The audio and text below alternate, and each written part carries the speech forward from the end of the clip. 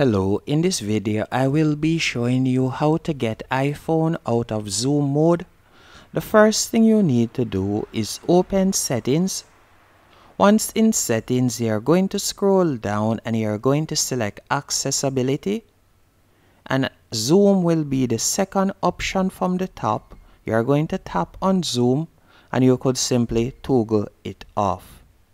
Also, if zoom mode is turned on, another option that you can look at to turn off zoom mode is by simply tapping on the circle icon if you see it and tap on zoom out.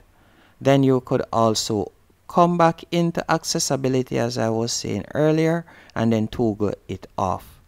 And another option that you could also look into if this is still not working and your iPhone is stuck in zoom mode, what I would recommend you do is simply turn off your iPhone and then turn it back on. Hope these steps were able to help you. If they did, be sure to hit the like button and subscribe.